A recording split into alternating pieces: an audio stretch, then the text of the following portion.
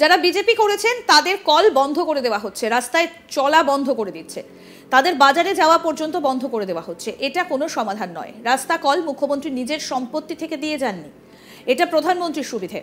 আজ তাক বাংলাকে দেওয়া সাক্ষাৎকারে রাজ্যের মুখ্যমন্ত্রী মমতা বন্দ্যোপাধ্যায়কে বেনজির আক্রমণ করলেন রেখা পাত্র। বসিরহাট লোকসভা ভোটের পর থেকে বসিরহাট মহকুমার বিভিন্ন প্রান্তে ভোট পরবর্তী হিংসায় আক্রান্ত হয়েছে বেশ কিছু পরিবার, যাদের একটাই অপরাধ, তারা লোকসভা ভোটে বিজেপি প্রার্থী রেখা পাত্রকে ভোট দিয়েছিলেন। ভোটের ফল ঘোষণার পর থেকেই বিজেপি করার অপরাধে সন্দেশখালী, হিঙ্গলগঞ্জ, হাসনাবাদ, হারোয়া প্রভৃতি বেশ কিছু এলাকায় কিছু মানুষ তৃণমূল আশ্রিত দুষ্কৃতীদের হাতে আক্রান্ত হচ্ছেন। বিজেপির তরফ থেকে কেন্দ্রীয় প্রতিনিধি দল ঘুরে গিয়েছেন সন্দেশখালীতে। সেদিনও সন্দেশখালীতে প্রতিনিধি দলের সঙ্গে ছিলেন বসিরহাটের পরাজিত বিজেপি প্রার্থী রেখা পাত্র।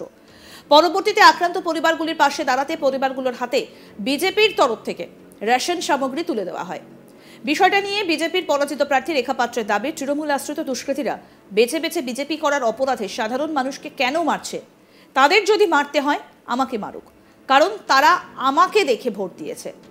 তিনি আমাদের মুখোমুখি হয়ে রাজ্যের মুখ্যমন্ত্রীকে সরাসরি আক্রমণ করে বলেন, আমি সমস্ত জায়গায় যাচ্ছি, ওনাদের যদি ক্ষোভ থেকে থাকে তা আমার ওপর, সাধারণ মানুষের ওপর দেখিয়ে লাভ হবে না। ওরা আজ মুখ্যমন্ত্রীর কথা মতো মানুষের ওপর অত্যাচার চালাচ্ছে, ওনাদের বাড়িঘর ফাঁকা করে দখল করবে, এটা সম্ভব নয়। আজকে বিজেপি করার অপরাধে যে মানুষগুলোর ওপর অত্যাচার করা হচ্ছে তাদের অনুরোধ করব ওদের ওপর আক্রমণ না করে রেখাপাত্র যদি অন্যায় করে থাকে তাকে শাস্তি দেওয়া হোক। যারা বিজেপি করেছেন তাদের কল বন্ধ করে দেওয়া হচ্ছে, রাস্তায় চলা বন্ধ করে দিচ্ছে, তাদের বাজারে যাওয়া পর্যন্ত বন্ধ করে দেওয়া হচ্ছে। এটা কোনো সমাধান নয়। রাস্তা কল মুখ্যমন্ত্রী নিজের সম্পত্তি থেকে দিয়ে যাননি, এটা প্রধানমন্ত্রীর সুবিধা। আমরা 2011 থেকে দেখে আসছি, যারা ওনাদের সাপোর্ট করছে তাদেরই ছুরি মারছে। এটা আমাদের সন্দেশখালীতেও ঘটেছে।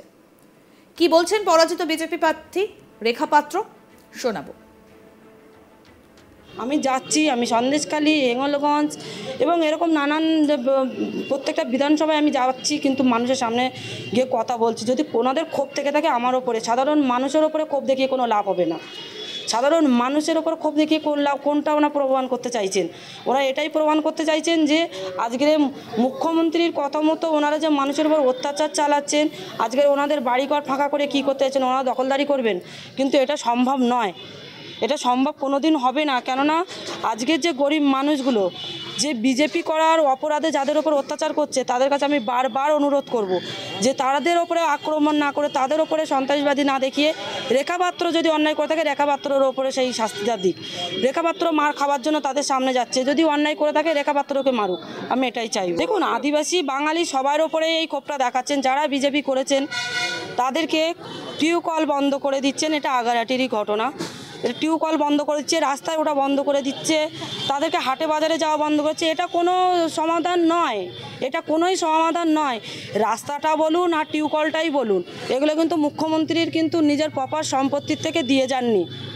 এগুলো কিন্তু সরকারি মতো আমার প্রধানমন্ত্রীজির একটা সুবিধা। এগুলো সাধারণ মানুষের জন্য, যেমন ওনারাও ব্যবহার করতে পারবেন তেমন এনারাও ব্যবহার করতে পারবেন। এনারা টিএমসি করেন বলে যে আমরা বলবো না যে উনি টিএমসি করেন বলে উনি ব্যবহার করতে পারবেন না, ওনারাও বলতে পারেন না যিনি বিজেপি করেন বলে এনারাও ব্যবহার করতে পারবেন না, সবার জন্য।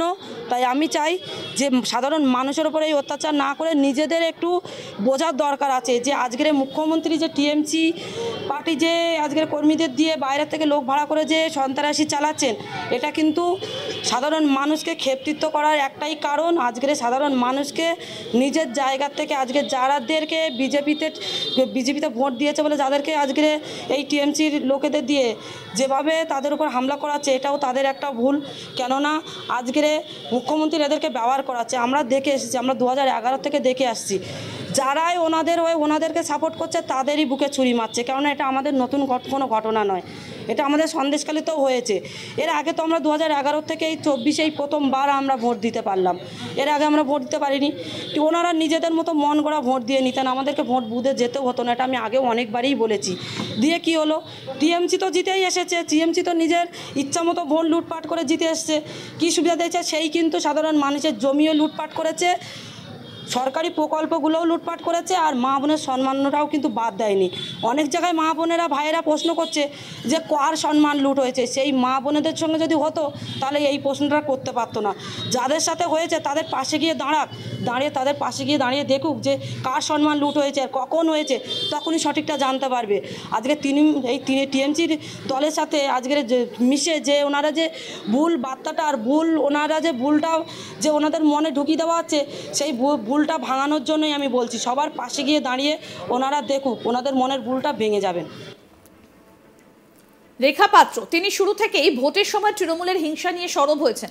এবার সেই ভোট পরবর্তী হিংসা পরিস্থিতি খতিয়ে দেখতে রাজ্যে এসেছে ফ্যাক্ট ফাইন্ডিং টিম। অভিযোগ, সন্দেশখালীর আগারহাটি গ্রাম পঞ্চায়েতের বড় আজকরা গ্রামে 42 এবং 45 নম্বর বুথে বেশ কয়েকটি দোকান এবং বাড়ি ভাঙচুর করা হয়েছে। এই ঘটনায় অভিযোগের তীর তৃণমূল আশ্রিত দুষ্কৃতীদের বিরুদ্ধে। ফ্যাক্ট ফাইন্ডিং দলের প্রতিনিধিরা ওই সমস্ত দোকান ও বাড়িগুলি খতিয়ে দেখেছেন। এই কমিটিতে ছিলেন রবিশঙ্কর প্রসাদ, বিপ্লব দেব, অগ্নিমিত্র পাল সহ আরও অনেকে। এই দলের সঙ্গে ছিলেন বিজেপির পরাজিত প্রার্থী রেখা পাত্র। ফ্যাক্ট ফাইন্ডিং টিমের সন্দেশখালী আসা প্রসঙ্গে বিজেপির পরাজিত প্রার্থী রেখা পাত্র বলেন, ওদের সামনে গ্রামের মানুষজন অভাব অভিযোগ জানিয়েছেন। সেই অভিযোগ শুনেছেন তারা, আশ্বস্ত করেছেন সাধারণ মানুষকে যা যা পদক্ষেপ করার তা তারা করবেন।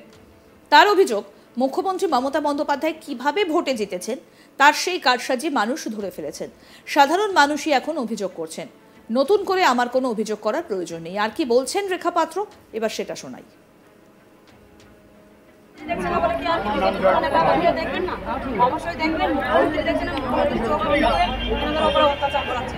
সাধারণ মানুষের আজ রাস্তায় ওটা বন্ধ করে দিচ্ছেন, টিউবওয়েলে যাওয়া বন্ধ করে, টিউবওয়েলটা মুখ্যমন্ত্রীর বাড়ির থেকে এনে দিয়ে যাননি। রাস্তাটা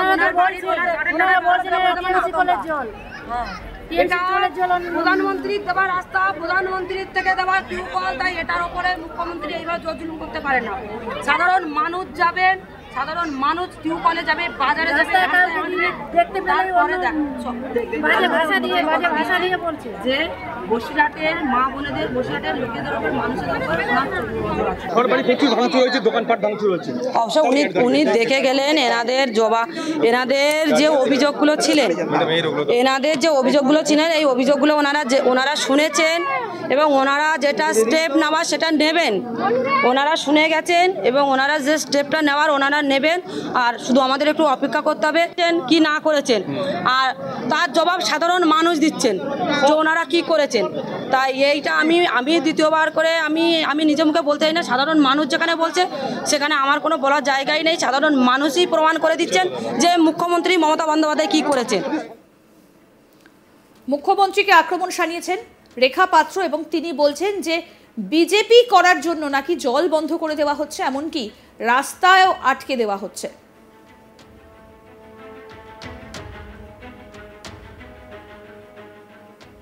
আরো আপডেট পেতে দেখতে থাকুন আজ তাক বাংলার ইউটিউব চ্যানেল, সাবস্ক্রাইব করুন।